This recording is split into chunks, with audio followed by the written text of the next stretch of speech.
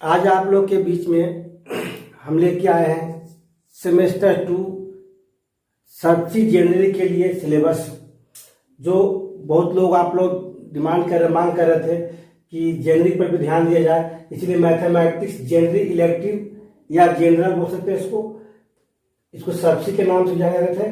BSc first year semester 2 का syllabus है।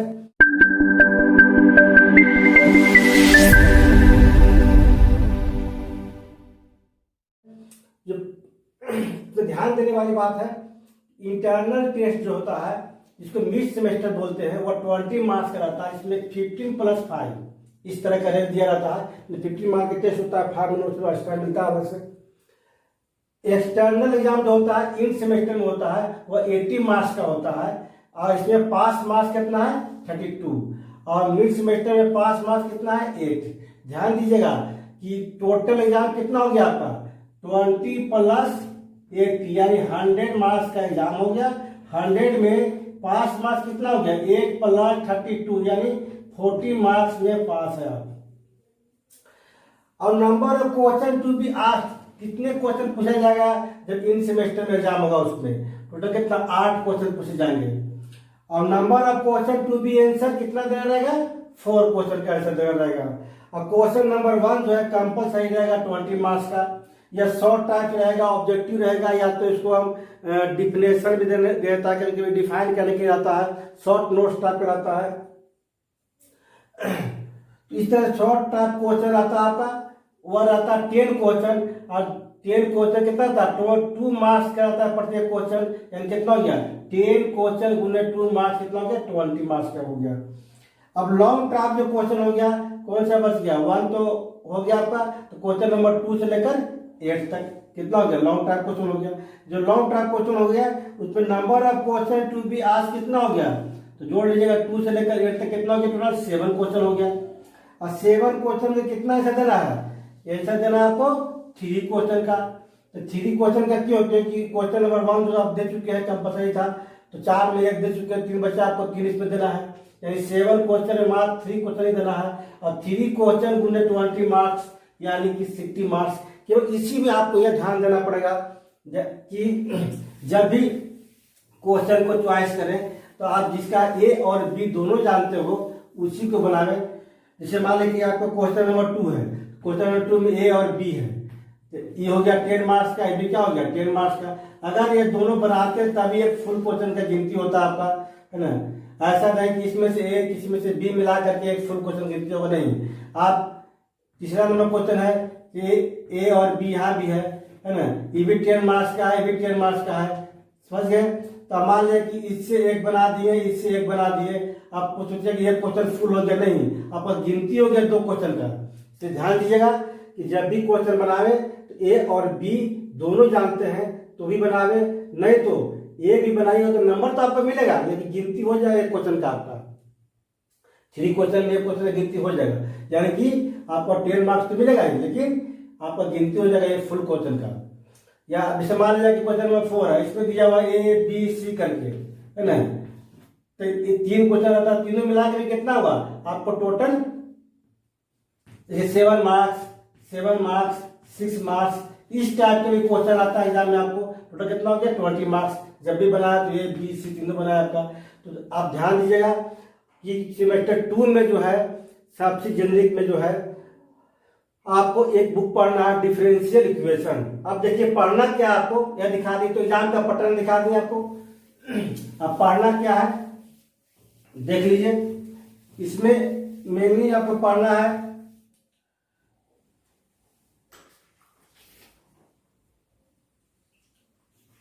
Mathematics math general जो है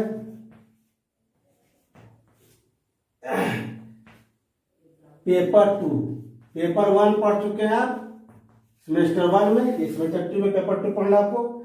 इसमें जो है डिफरेंशियल इक्वेशन के अंतर्गत, डिफरेंशियल इक्वेशन के अंतर्गत आपको ऑर्डिनरी डिफरेंशियल इक्वेशन और पार्शियल दोनों पढ़ना है। तो पहला चैप्टर पढ़ना आपको एग्जैक्ट डिफरेंशियल इक्वेशन जो first order and first degree नाम जानते हैं, क्या कहते हैं इसको? Differential equation of first order and first degree. First order and first degree के नाम से भी जानते हैं, एग्जैक्ट डिफरेंशियल इक्वेशन पढ़ना उसमें। दूसरा है इंटीग्रेटिंग फैक्टर। इंटीग्रेटिंग फैक्टर भी पढ़ना आपको। इंटीग्रेटिंग फैक्टर में आपको हो गया, इसे इंटीग्रेटिंग फैक्टर कभी कभी डायरेक्टली दिया हुआ, कभी कभी निकालना पड़ता है स्पेशल केस में। इंटीग्रेटिंग फैक्टर एंड इसका स्पेशल केस जो है निकालने के लिए वो पढ़ना आपको। तीसरा नंबर में differential equation of first order but not first degree.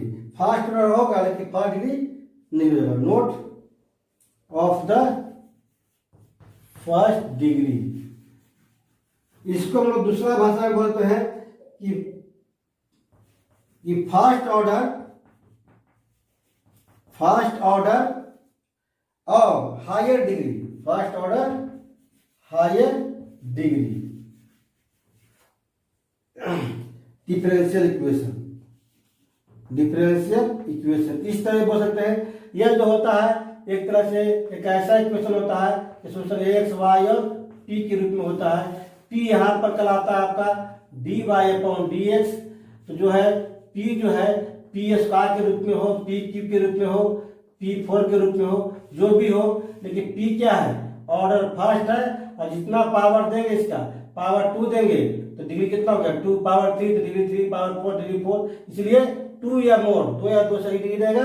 इसलिए ऑर्डर तो फर्स्ट रहेगा लेकिन हायर डिग्री रहेगा, इसको नाम बोलते हैं हम लोग। इसका भी एक स्पेशल केस होता है, वो पढ़ेंगे हम लोग इसमें। अब इसके बाद देख लीजिए 4 नंबर में चैप्टर पढ़ना आपको है क्लियरेंस फॉर्म। क्लियरेंस फॉर्म जो है स्पेशल केस है फर्स्ट ऑर्डर हायर डिग्री का। 5 number linear equation with constant coefficient. Linear differential equation with constant coefficient.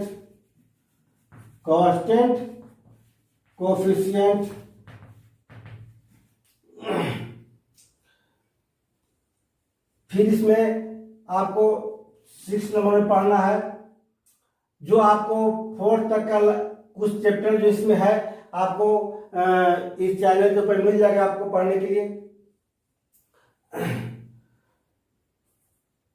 6 number जो है आपका होमोजेनियस लीनियर इक्वेशन, जिसमें linear equation with constant coefficient है। इसी में क्या करते हैं? 6 को हम ट्रांसफर करते हैं 5 के रूप में अब बनाते हैं। 7 है the method of variation of parameter. एक तरह से क्या है? Differential equation with constant coefficient था, ये क्या हो? Linear differential equation with variable coefficient होगा यहाँ पर। 1 number total differential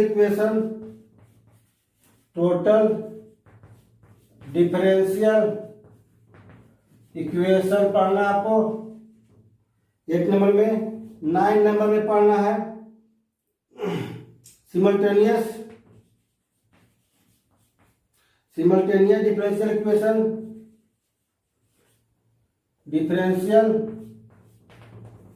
equation total में हो गया, जैसे dx dy और dz के रूप में दिया हो जाएगा आपका। और सिमल्टेनियस में हो गया कि 2 इक्वेशन दे रहेगा, ds upon dt dy upon dt, है ना, उसको सोल्व करना होगा। अब इसके बाद देख लीजिए 9 के बाद 10 नंबर। 10 नंबर में पढ़ना आपको partial differential equation of first order, partial differential equation of first order. तो फर्स्ट ऑर्डर के अंतर्गत पढ़ेंगे लैग्रेंज मेथड, लैग्रेंज मेथड पढ़ा जाएगा आपको। इसके अंतर्गत और कभी कभी होता है कि डिफरेंशियल पार्शियल डिफरेंशियल इक्वेशन में कन्वर्ट करना पड़ता है कोई भी कर्व को, सोल्यूशन को। अब फिर इसमें आता है लैग्रेंज मेथड भी।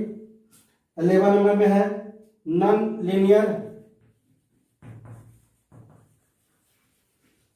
Partial differential equation PDE, short में बोल सकते हैं, of first order, first order.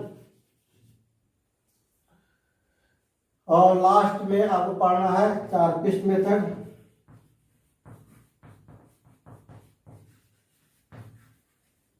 इतना ही के अंतर्गत आपका क्वेश्चन आता है। और याद रखिएगा 5 नंबर भी चैप्टर तक 5 पॉइंट तक भी कंप्लीट कर लेते हैं, 1 से लेकर 5 तक भी कंप्लीट कर लेते हैं इसमें, तो आपको 3 क्वेश्चन लगभग पकड़ा जाता है एग्जाम के लिए, फुल क्वेश्चन है। बाकी आपके ऊपर निर्भर करता है ना, कि कैसे जनरली को पढ़े हम लोग, है ना। और इस चैनल के ऊपर कुछ चैप्टर मिल जाएगा आपको, है ना। इसके लास्ट में आपका लिंक दिया हुआ है, देख लीजिएगा, तैयारी कीजिए।